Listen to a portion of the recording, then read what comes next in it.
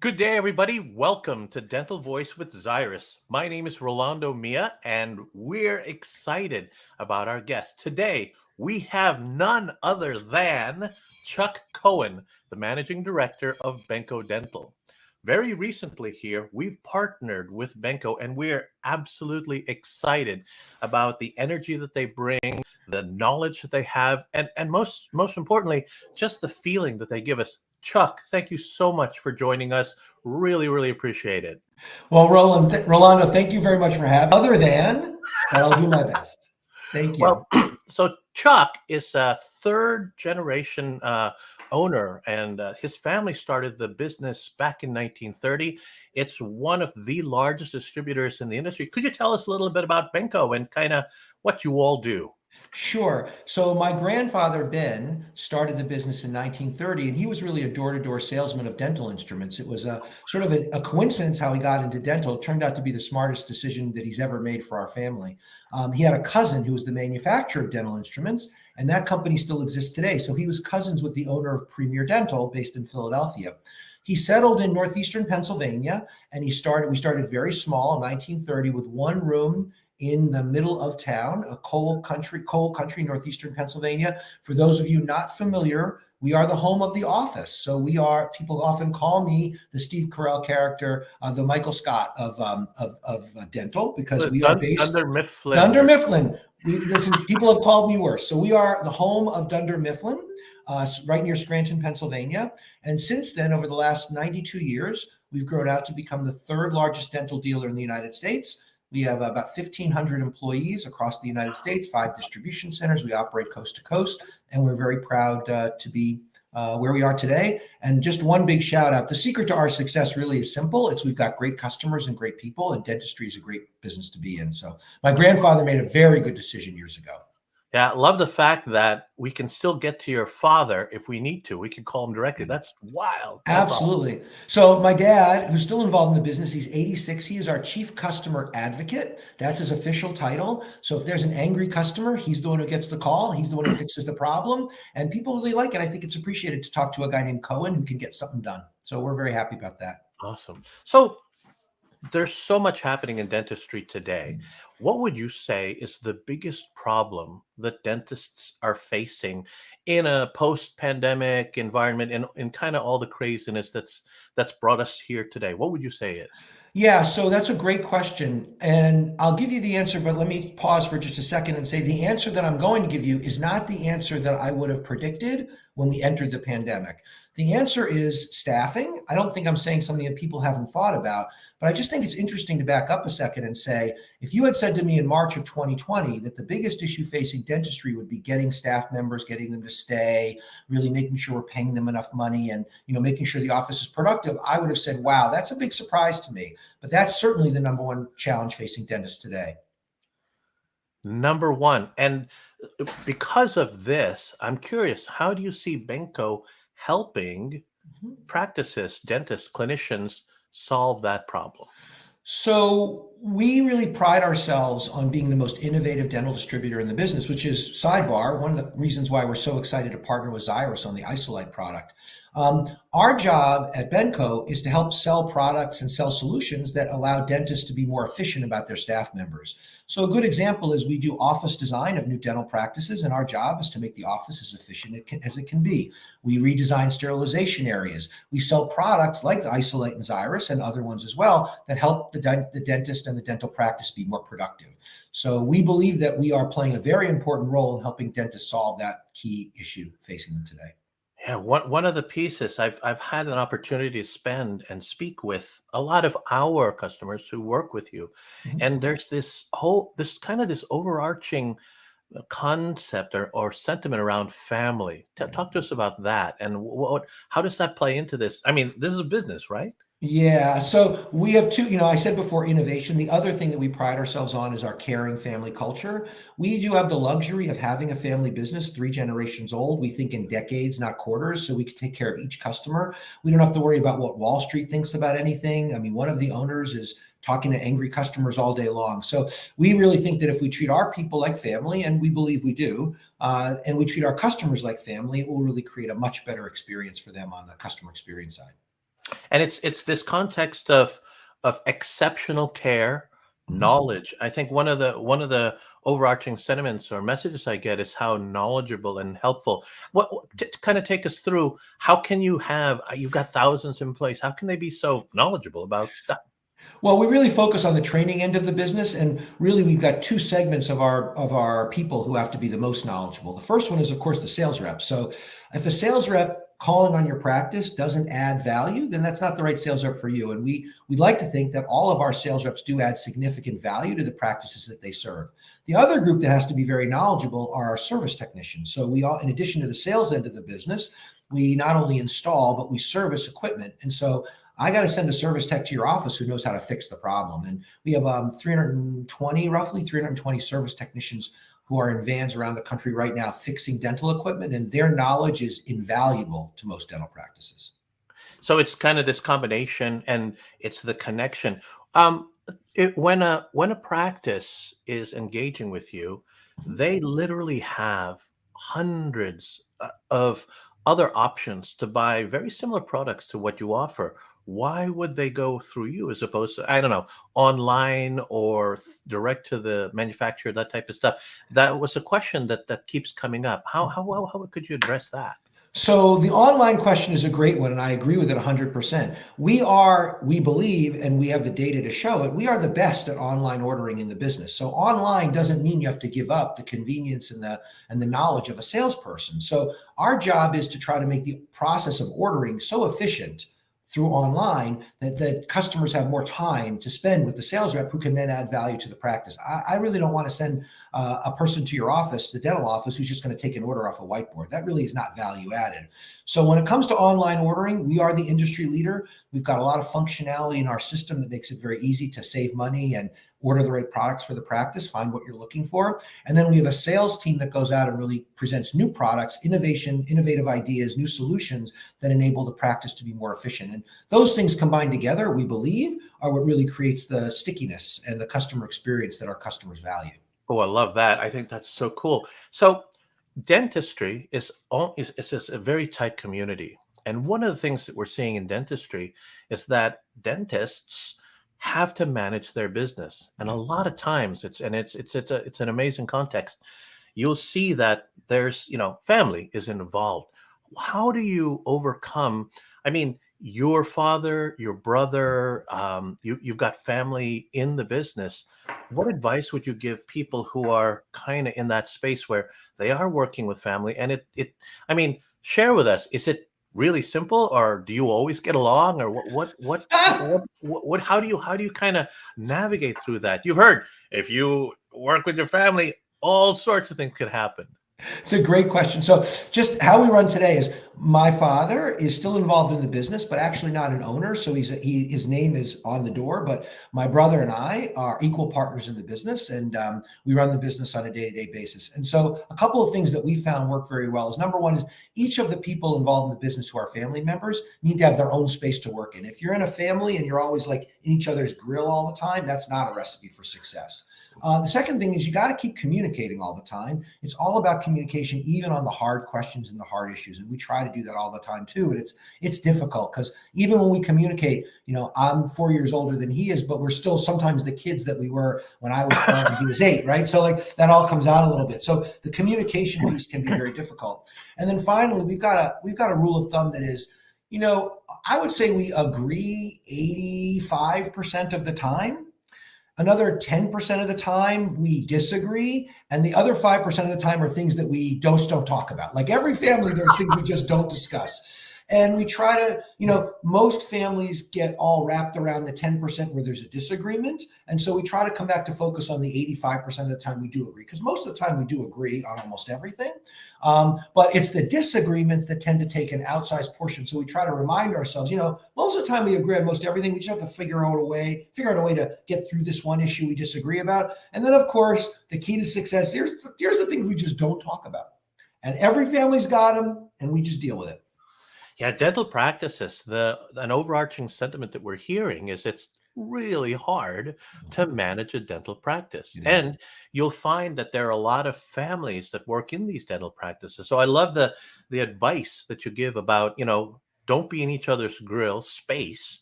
This communication, which I want to spend a little bit of time on, but I think that's important. And then you're right.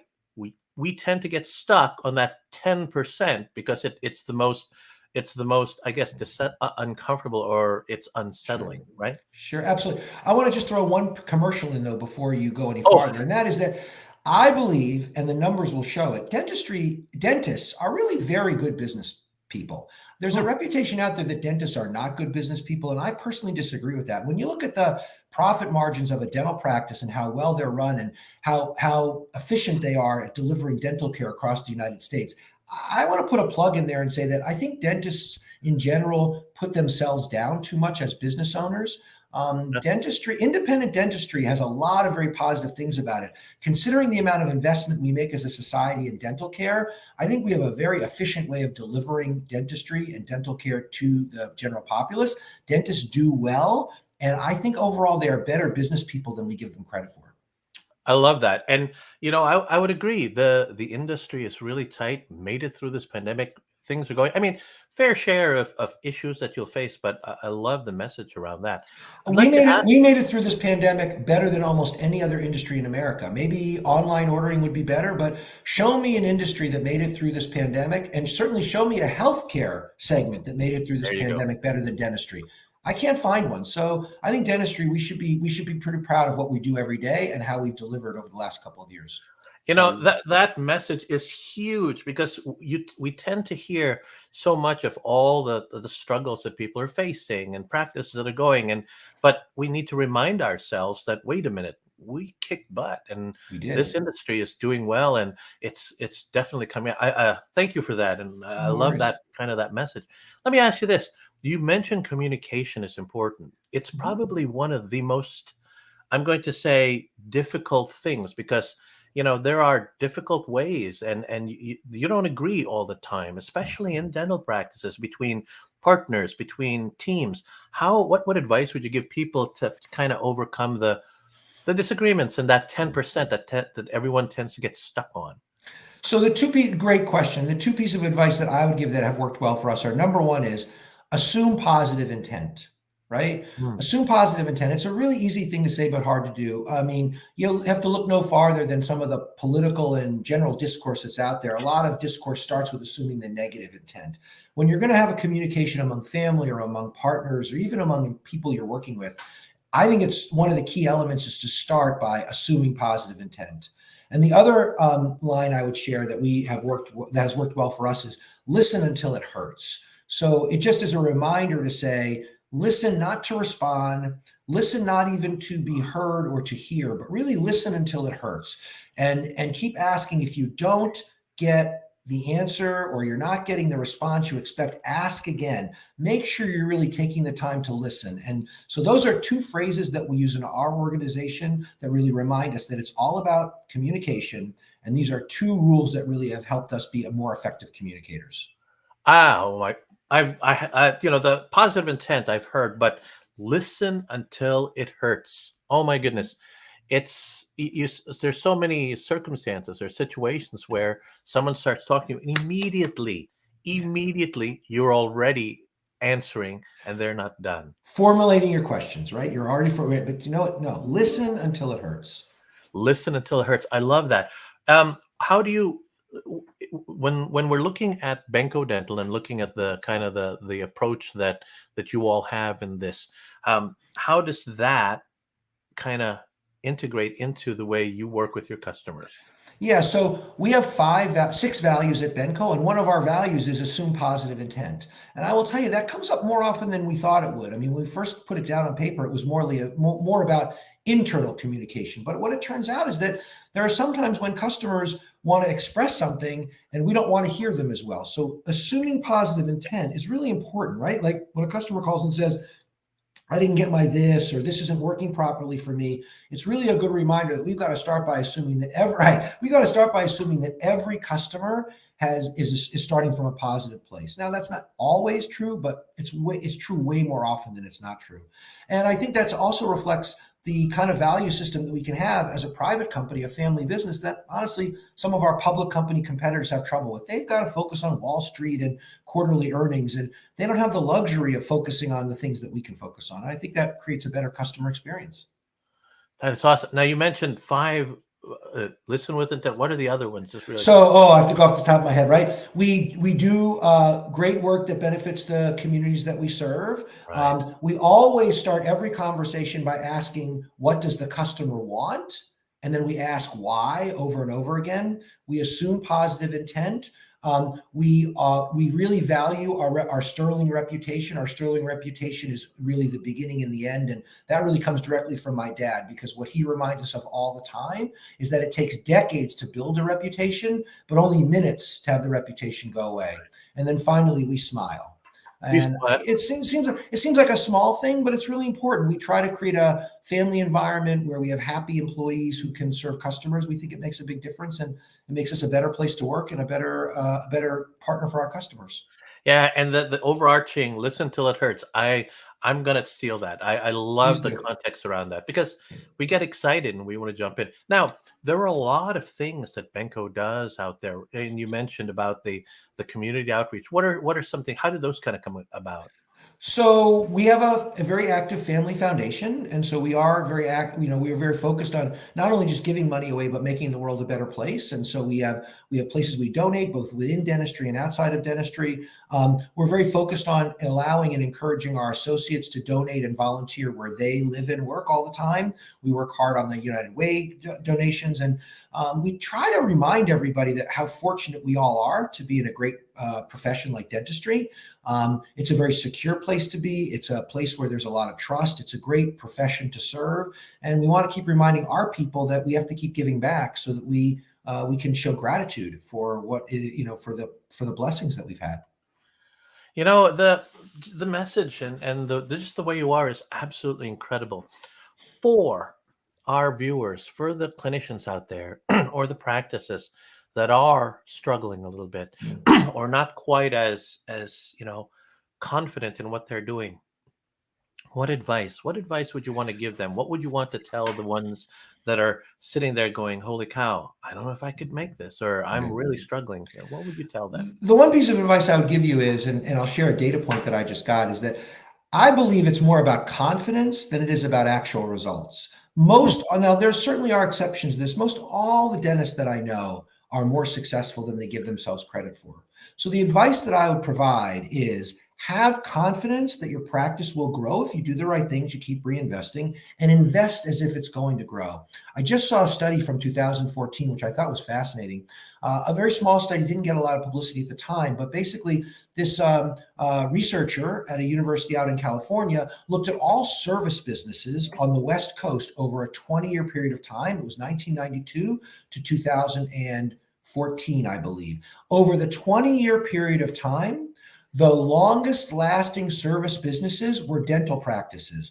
Oh, wow. Dental practices survived so long that on average, they lasted longer than the 20-year study, longer than law offices, longer than medical practices, longer than restaurants, longer than any category of service business. And to my mind, it was really a data point that showed that dentists are better business people than they give themselves credit for. Dental practices are more successful than even we see.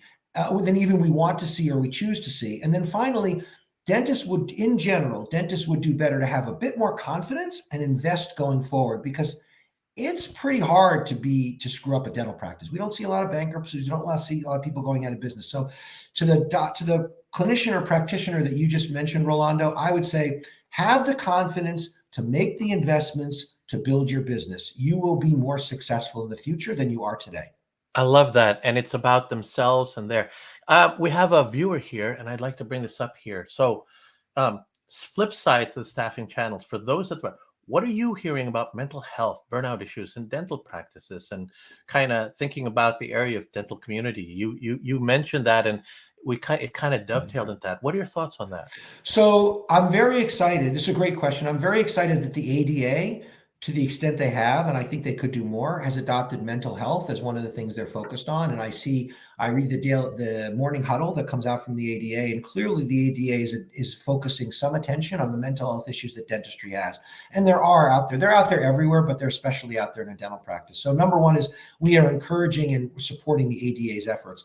We are within our own organization focused a lot on mental health. Our mantra for this year is mental health is as important as physical health. And that's a new change for us. We've never really done that before. And we've actually internally to Benco have bulked up our efforts to make sure that our people have the mental health support they need. And then finally, as we're getting back into the seminars and doing programs, we are looking at mental health issues that, topics that we can bring to our customers and try to inform them more about them. But there's no question that we have mental health issues in every industry across the United States.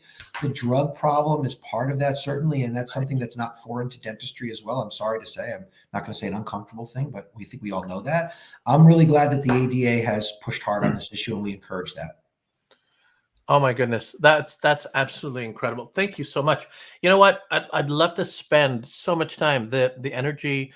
There's a wonderful pragmatic positiveness that you bring, and it's inspiring. It makes you feel really good, and the message you give to dentists and dental practitioners out there about and clinicians about, hey, you don't give yourself enough credit. This is an incredible industry, and it's phenomenal. That's huge.